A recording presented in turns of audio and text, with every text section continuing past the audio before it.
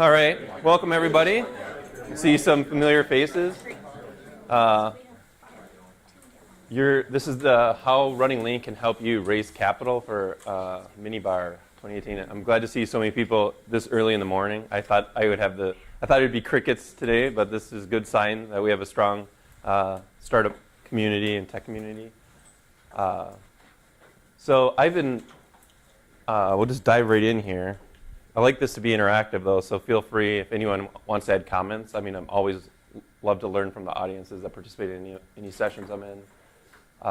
Just a little bit about me. I'm a founding managing partner for a new venture fund headquartered in the Twin Cities called Great North Labs, along with my brother Rob, who was previous co-founder of the last company we ran, NativeX.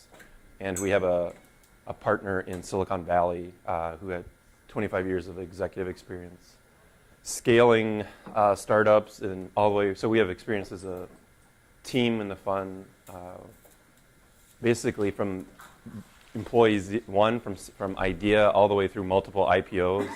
Pradeep took at one point in his career he took a company public that was the highest at the time, had the largest IPO for tech history. He took the first Internet of Things company public, Echelon, in his career. So we've really got a fantastic team. But we're, as a fund, we grew up in the Twin Cities. We're proud to have had a few exits and proud that we were able to be a part of angel investing and working with several startups through our angel investing. It performed very well. And so we said, why should we do another startup when we can work with other startups in the community and really leverage our network more? So I'm excited with the fund. We're really I'm hoping to find some moonshot type opportunities. I think we're going to bring the next $10 billion startup in the Midwest out of the Twin Cities is my goal.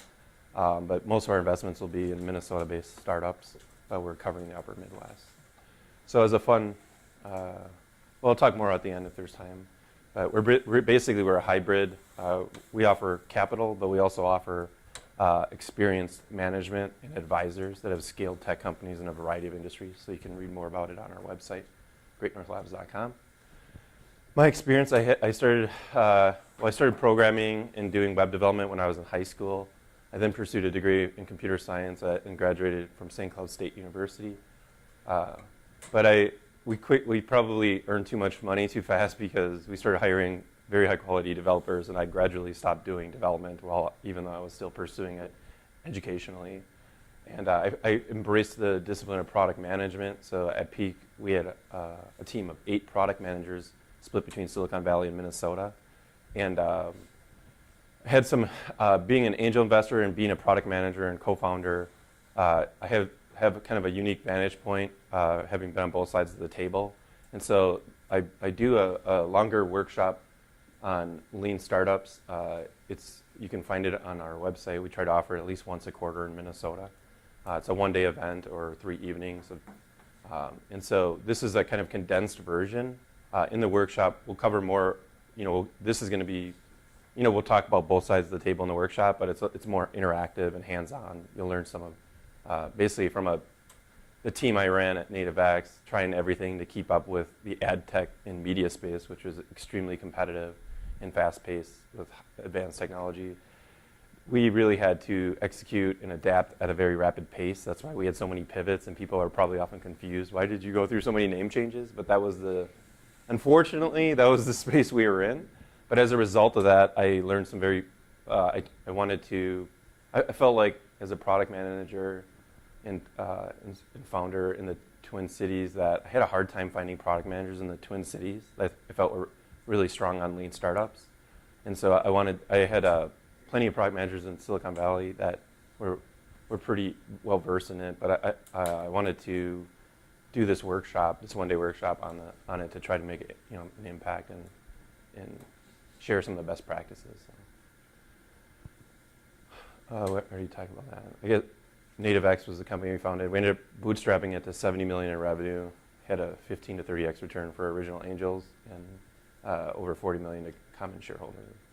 And then as an angel investor, we had a 5x return on invested capital for the first 5 years. We don't know yet how the second 5 years will be. You may know Field Nation, Zencoder, eBraille. Those are 3 of the 7 companies we invested in during that period. We had 6 of the 7 companies return at least the principal back to investors. Some of the portfolio companies in our angel fund, our angel fund was called 32 Degrees. We're no longer, it's basically a small family office for my brother and I. We've stopped investing out of that since we've raised, we have a small venture fund now. But these are some of the other companies we're involved with. All right, so we'll get started here with the content. So I'm going to go over some of the lean startup concepts because it's important when we start talking about the fundraising side. I've seen a lot of pitches, especially the last year, and I just want to share some perspective on things. I've also lately I've been meeting, and we've been working with a lot of other investors in the region, also in Silicon Valley. So been starting to hear others, how they're thinking about investing, and can share that with you. I've also been researching a lot on how other people value companies in the early stage. You don't really follow traditional valuation methods. There's just not enough data yet. So we've got a very diverse perspective to share. So the objective is to find a big enough market you can reach with customers who need your product that you can build a business around. So there's a number of books written about lean startups. My favorite, also I know John Stavich told me once that his favorite book is also the same, Running Lean by Ash Maurya. So it's basically a book written about the practical methods for kind of best practices for implementing running lean after he ran weekend workshops in Austin, Texas about running lean. He did have a sequel to the book come out in 2016 called Scaling Lean. And so these books are, my materials today are basically a summary primarily of those 2 books mixed with some of my own operating experience implementing those books. So running lean, you can distill it, can really be distilled into 3 steps. Documenting your plan A. This is using the lean canvas, which was borrowed from Alex Osterweiler, I should say, and refined the original business model canvas. But typically in our workshop, especially after you've done one of these, typically you formulate your business plan in 20 minutes. So this is extremely quick. So I think this is so important. 10 years ago, when I was, especially locally, there's some great product organizations, but in tech, the types of processes we need to use and in startups are more of an adaptive approach to strategic planning and optimization. And so there's nothing wrong with what a lot of the organizations in town, a lot of their best practices.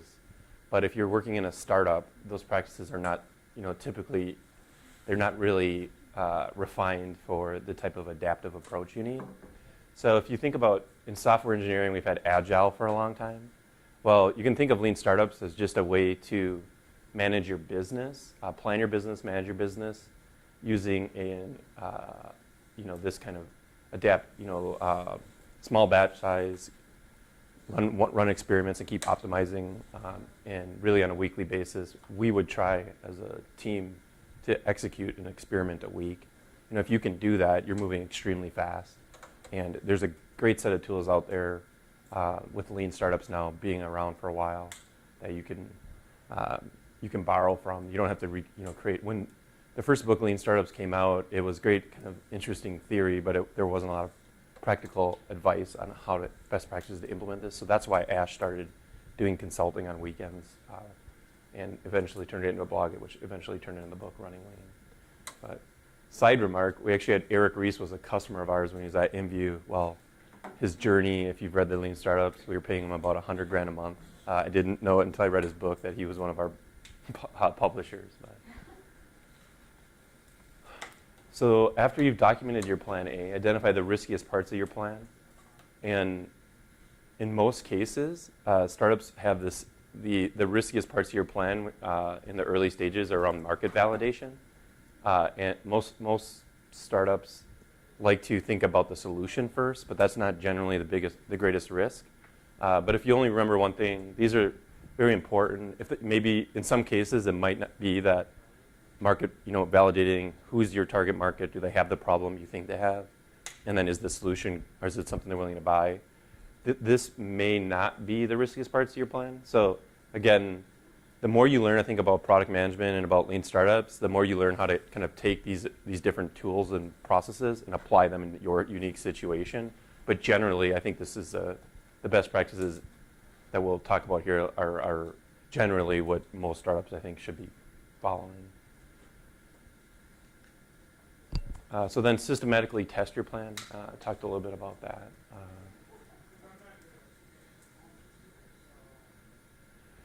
So the 3 stages of a startup. So with this, as you go through different stages, there's different types of experiments you're going to run and different things you're seeking to optimize. So now we're going to talk about the 3 stages of your startup. This is kind of the fundamentals that you're going to keep using, these 3 steps for running lean. But as you kind of cross different stages, the way you apply these 3 things become very different. So first, maybe I should ask to raise your hands. How many of you have ever read any of the lean startup books? Raise your hand. Okay, cool. About half. How many of you have read Running Lean? Anybody? No. Okay. So problem solution fit. By the way, so Steve Blank is a professor, or was a professor in the Bay Area. He had Eric Ries as a student. I don't know if you read the Lean Startups, which many of you have. He told Ries, I'll invest in your company, but only if you go through my entrepreneurship course. So from there, Blank had a prior book called 4 Steps to Epiphany. We were actually tried to implement 4 Steps to Epiphany's best practices at our company before Lean Startups came out. But now, Ash kind of beat Ries in their to market with a set of practical tools for implementing Lean Startups. But I know in Steve Blank, they kind of developed their own tool set, which is slightly varying names. So when you get into some of the practical tools that are out there, you might hear slightly different terminology. But the Blank tools, like out in the Bay Area, like Launchpad, for example, they have all these launch pads for like accelerators or in mentorship programs. I've talked to a former VP from Optum that went out there to work in partnership with Blank, and they're teaching the same things. It's just slightly different terminology. So in problem solution fit, so that's what, if you hear this, that's coming out of the Blank school of kind of tools. But problem solution fit is the first stage. Do I have a problem worth solving? So there's talked about the riskiest parts tend to be in the first stage. Is this something customers really want? Will they pay for it? If not, who will? And can it be solved? Is it feasible? So in our full day workshop, we actually do develop your first experiments, and there's 3 experiments that typically you can use if you follow a script and you do qualitative research to validate these assumptions. And I can tell you, this qualitative research is extremely helpful. You can, especially if you're disciplined about it and you ask the questions, you can grade them. And I can tell you firsthand that I've done this a number of times. It is very clear when you're on the right track or not. Most founders, I think they always hear selectively like, oh, they're interested. But if you ask the right questions, there's levels of interest. And so we can really see what is the pain is this pain really urgent? Is it really, and how pervasive is it? So we score this and actually share samples of some of the work we did. And so we use this within our company when we were private. We sold the company to a Chinese strategic buyer. And so at one point my peers were in China and they were moving really fast. They had raised a lot of money, but it was a pretty inexperienced team. My peers were product managers at Tencent previously in Baidu.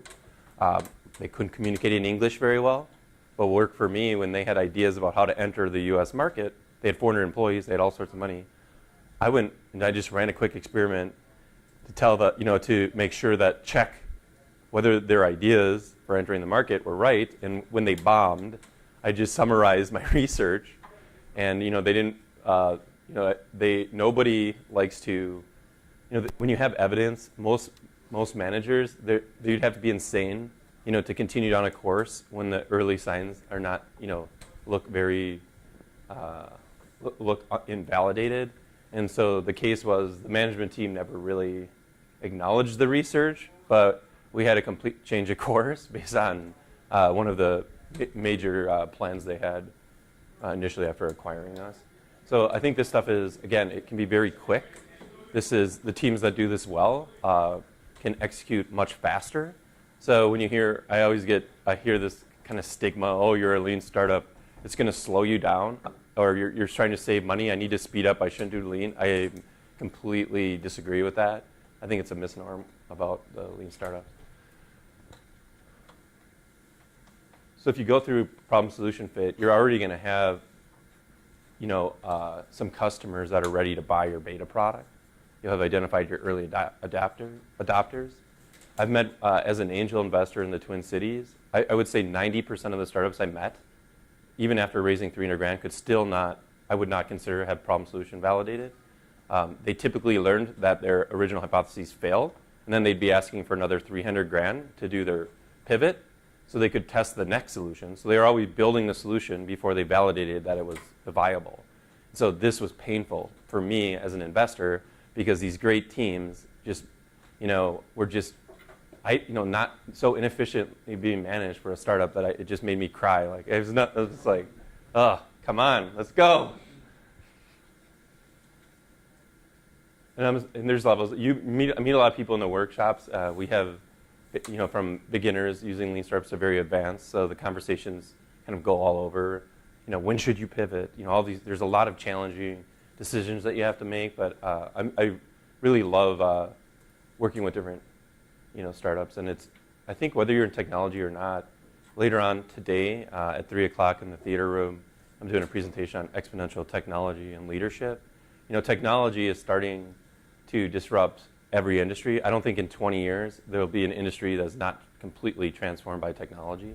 So I think increasingly these adaptive processes, like lean startups and agile, are becoming the necessary processes to stay to succeed in business. And so I think it's a great tool for you to have. Product market fit is the next one. Have you built something that people love? So after your problem solution fit, we'll have identified the MVP, we'll build the MVP, and we'll start selling it. And then typically could be a year, 2 years, even. You often you may need to spend some time investing in optimizing it to get the product right to reach your KPIs.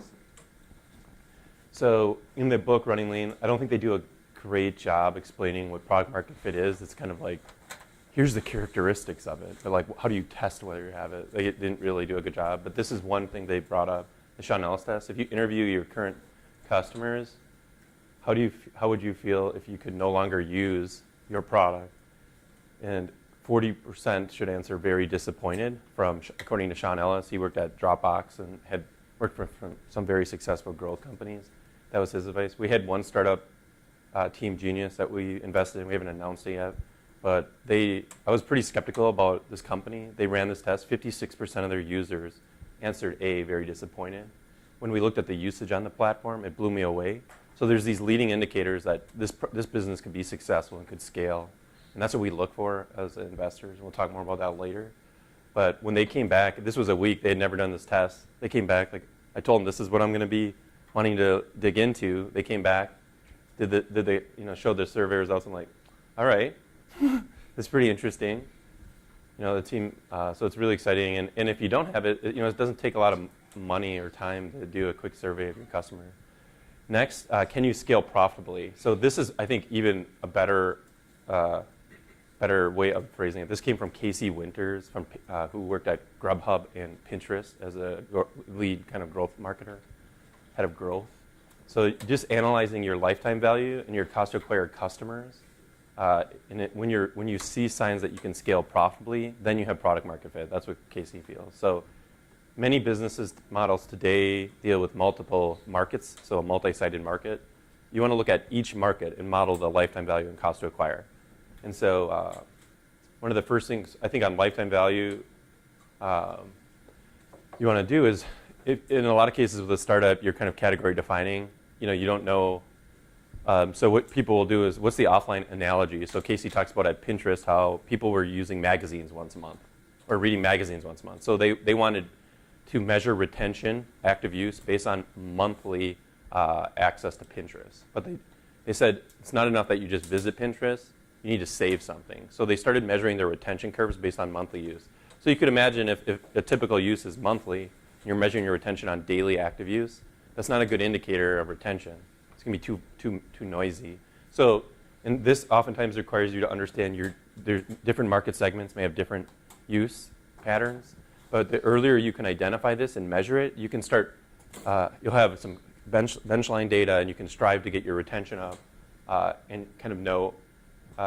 For me, if you have great stickiness, you'll always have some early fall off. But if you can see a group of users that are not leaving your platform using that kind of retention measurement, then you've got it. Those are the users you want to have, and that's where product market fit kind of comes in. But you have to build a business. We saw that definition, that description earlier. So can I acquire customers profitably? You may have heard this story of HomeJoy that came out of Y Combinator. It was like the fastest growing startup that ever went through YC. They were out of business within 24 months. So they did not have product market fit. They tried to scale too fast. There was a cleaning, basically a service where you could request someone to come clean your home. They gave you a great subsidy to get you to try the platform. Well, everyone was happy to take the heavily discounted cleaning, and then they never bothered to reuse it, so they never made back any of their profits. But a lot of people, and I think a lot of venture people don't get this, and they just want to push for scaling, and they look at early traction and scale. But that is not, as a startup, that's definitely not what we look for. And I think probably people with more operating experience would probably look for that product market fit over, revenue. Clearly, revenue and having customers paying for it is a good indicator, but it's not the best indicator, I feel like. So there's a book that came out called Traction about testing different distribution channels. So as our media business grew up, we pivoted a lot of times. We were consumer and enterprise and work with consumer businesses.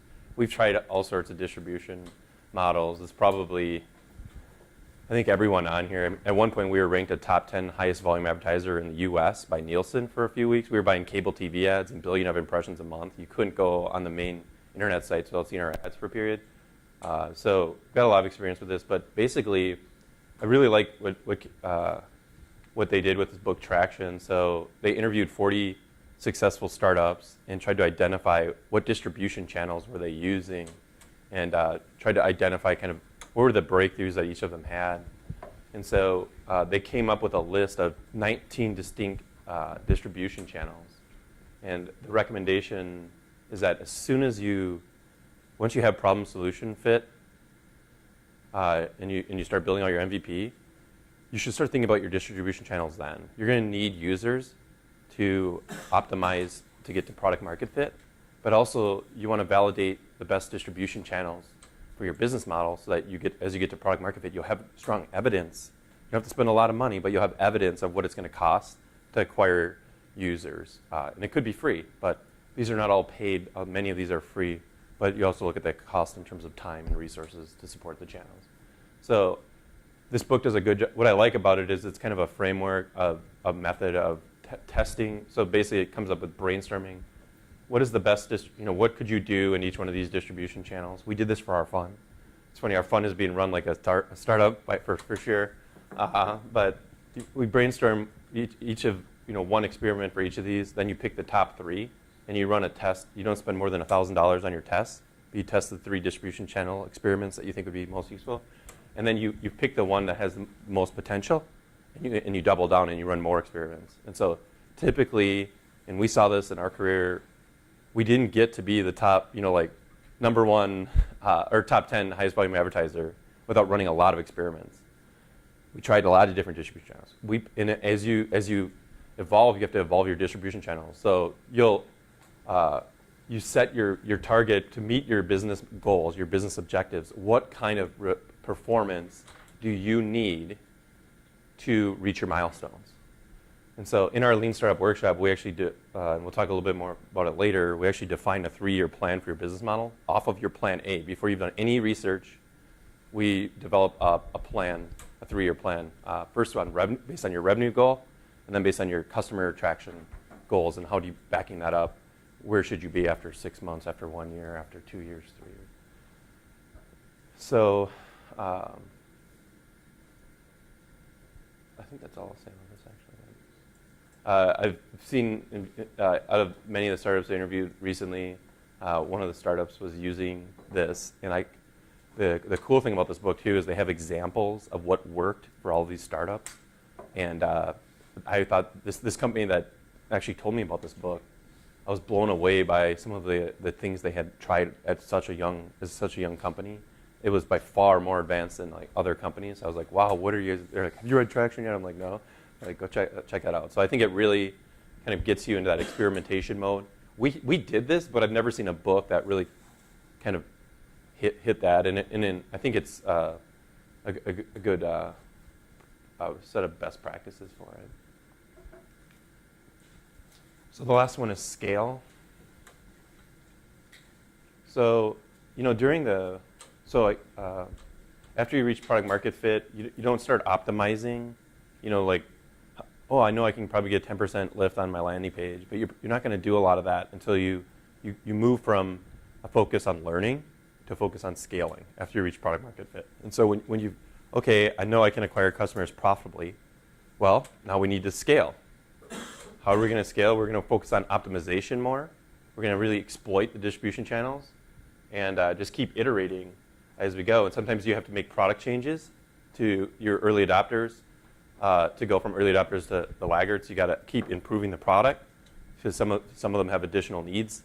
And so you're optimizing for distribution. You're doing optimization to retain customers longer, to attract new customers that weren't in your early adopter segment.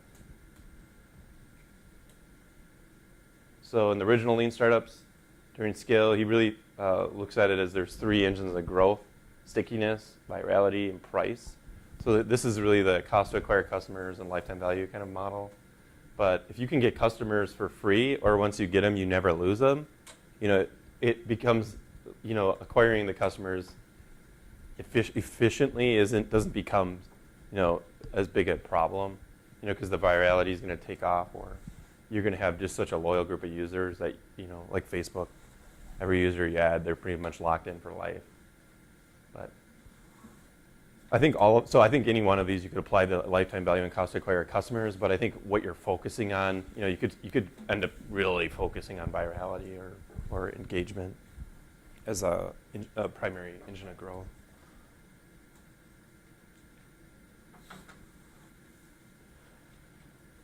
Let's see. Any questions so far? Probably. We're on track. So surveys assume you know the right questions to ask. I never skip the qualitative research.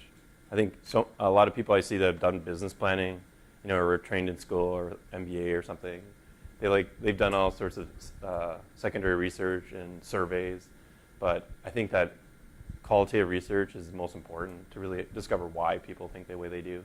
I've never seen a business model that I didn't make substantial changes to after I did interviews. Business model, search versus execution. So people are very rushed to execute on an idea. They don't spend enough time exploring the idea space. Every box that's changed is a unique business model. That's what it's a lot cheaper the earlier in your business that you think about pivoting. There's minor pivots and major pivots, but if you started here and validated your idea, you probably never get to this hill, and a competitor might, go over there. You can experiment. And typically we might explore 20 different lean canvases during that problem solution fit phase. And by the way, average time to complete that market validation using the tools that we go over in more detail in our workshop, 8 weeks. That's a typical time for a startup. But you can look at dozens of business plans in that period of time and find the one that's the biggest opportunity. So finding the right hill to climb. Building a traction model. So I talked about this a little bit earlier. So this comes out of this book, Scaling Lean. typically, so you'd start by defining a three.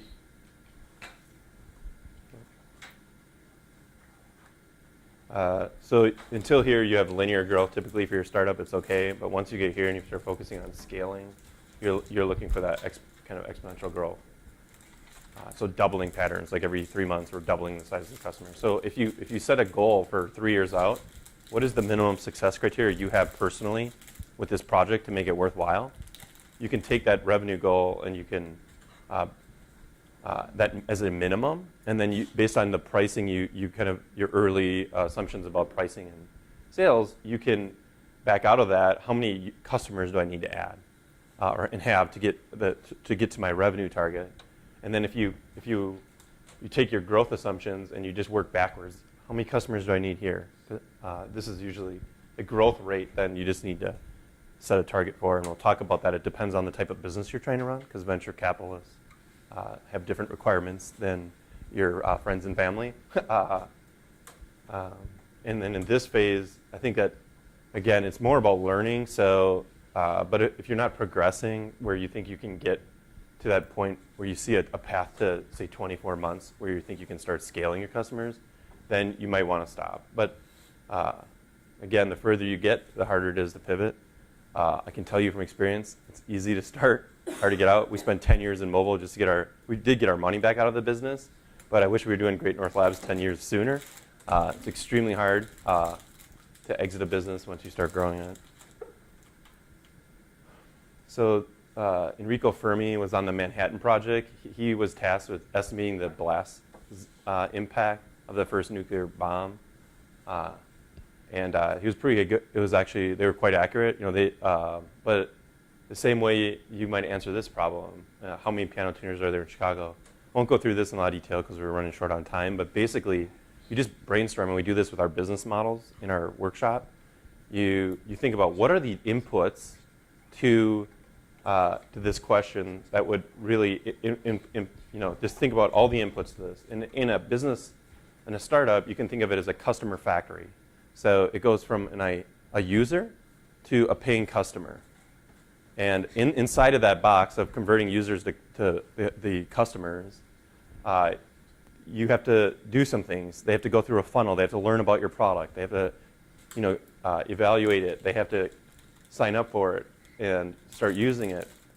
So in that, you can think about all the inputs of that, and then you can devise a formula for estimating just about anything.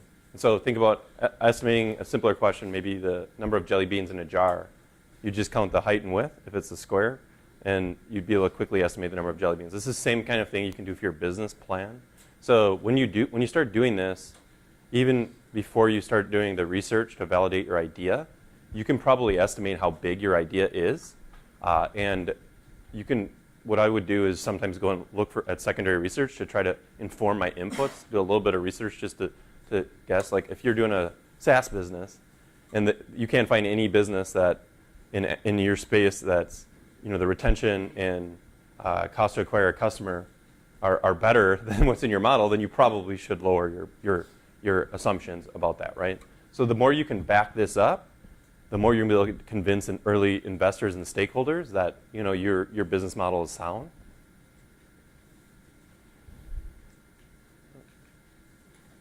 So keep your time box under 3 years with your minimum success criteria. First, you frame the outcome in terms of revenue, and you're just doing it within an order of magnitude, so 100K, $1 million, or 10 million a year, whatever your target is. If anyone wants to grab a card too, I'll email you the deck, a link to the deck afterward. Sorry, I should have said that in the beginning. Facebook's traction model. So the hard thing is to, how long can you keep up that exponential growth? We see a lot of companies growing very quickly in the early stages, but even Facebook surprised themselves. They were, at one point, MySpace tried to acquire them for $50 million, and they turned it down. They wanted $75 million for Facebook. So, and they were the 10th social network. We worked with the management team that started MySpace, and we co-officed with one of the other early startups, Friendster. So I think that it's another reason, like having that for the engagement and really, I mean, they really had a superior strategy, if you ask me, Facebook. But I won't get into that in this session. What investors really care about, how big is the market opportunity? How will you make money? How will you defend against competition? I've been a mentor and at a lot of, accelerators, demo days, and interviewed a lot of founders, and it's surprising, even these really highly touted startups, a lot of them are not very good at pitching, and they don't get at these fundamental questions. They always seem to want to talk about their technology. It's pretty normal. Not everybody in this room. I know there's a lot of founders that don't do this, but a lot of first-time founders in particular, they don't answer the critical questions that investors want to hear. So investment rounds, pre-seed, aka angel round.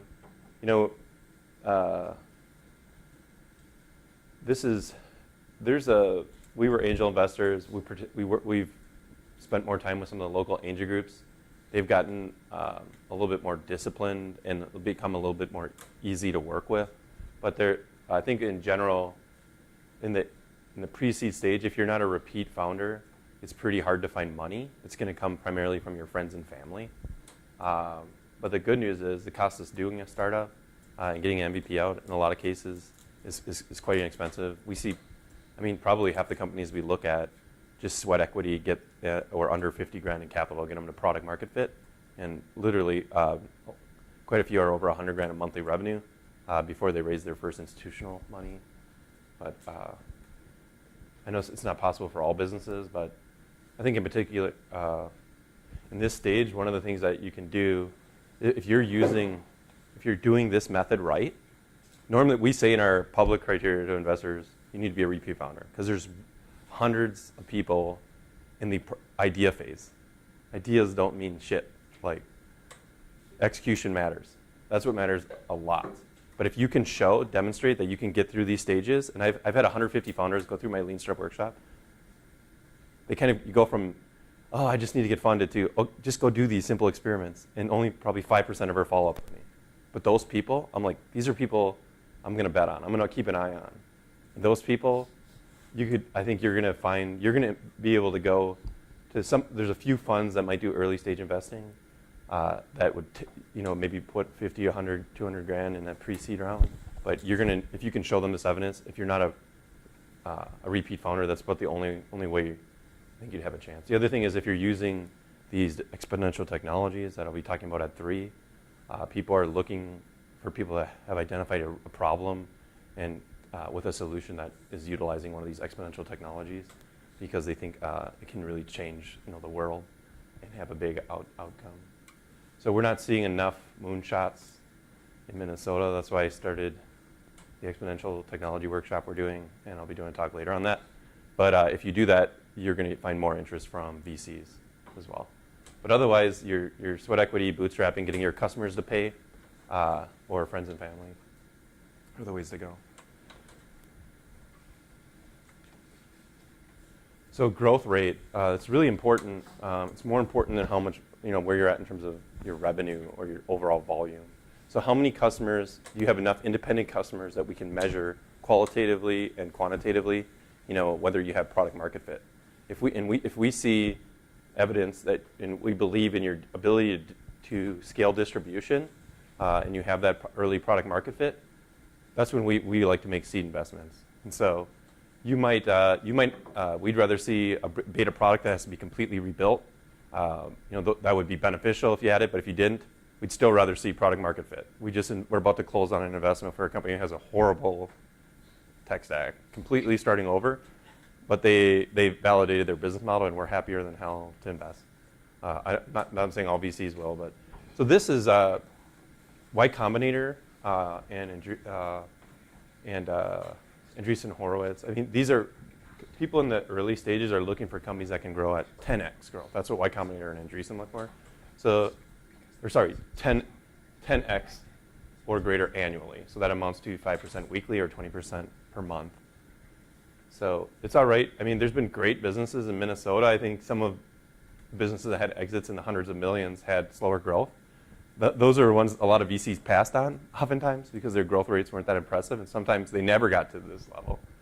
But generally, most of the companies are up in this side that end up, the VCs see. They see some kind of early evidence of traction. Other things, so we talked about, how are you going to defend this space once you get to scale? I think in different business models, he lists a number of them in Running Lean. As a fund, these are the 4 I believe in for tech. Supply economies of scale. So if there's a lot of capital expenses, being an early leader, you invest in the CapEx, and once you get to scale, it's hard for a new entrant to compete with you because they have to invest all that capital, and it's going to be hard for them to convince your customers to leave. Second one is strong network effects, like Facebook or Amazon or even Google. The more users use the search product, the better they can fine-tune the results. High multi-homing or switching costs, so file storage or CRM like Salesforce are great examples. A lot of the SaaS businesses have this. And you can have more than one of these. Lack of niche specialization. So Uber and Lyft, I like to use a different food delivery kits, right? There's a million ways to do a food delivery kit. So once you get scale, there'll probably be another 20 companies that challenge you with niches. So your target customer base you might be competing with has slightly different preferences, and so you lose market share by someone else coming in with a niche product. So we like winner-take-all businesses. I'd rather invest in a company. We look at the competition. As long as they're not too far along, we generally think we can help develop teams that can execute on par with the best teams, in Silicon Valley and so forth. But if they're too far along, we might, the risks go up, the value, what you're going to see. But otherwise, these are the things we're going after. We'd rather see 5 or 10 startups going after a big idea. Yep. Okay. Just about done. So our fund, we invest from pre-seed to growth equity. Our first money in is usually pre-seed or seed, $50,000 to $2 million, and would continue to do follow-on investing. Upper Midwest focus. You can see on our site a lot of the advisors involved. Business model criteria. We're investing in tech companies, preferably using the exponential technology. We look for large markets and a strong potential for defensibility. Great North Labs, we have an educational program that we're kind of doing as a value add. We're really built as a fund founded by founders, investments. Most of our investors are founders to support them and help them grow. With our startup school, we're bringing practitioners in to teach one-day boot camps or different types of workshops to help you with learning some practical skills for doing your startup. So those are the 3 we have right now. One on Lean Startup I run, Agile Scrum, and Exponential Technology and Innovation that I'm teaching. So next session, Rob's got one at 12:10, and then at the theater at 3 if you want to hear more about our other sessions today. So thank you all for participating. If you want to grab a card, love to stay in touch. Love to see you at a future workshop. They're very inexpensive, if not free, for founders. Sometimes we charge a little bit to cover lunch and to make sure people actually show up. But thanks everyone for attending today.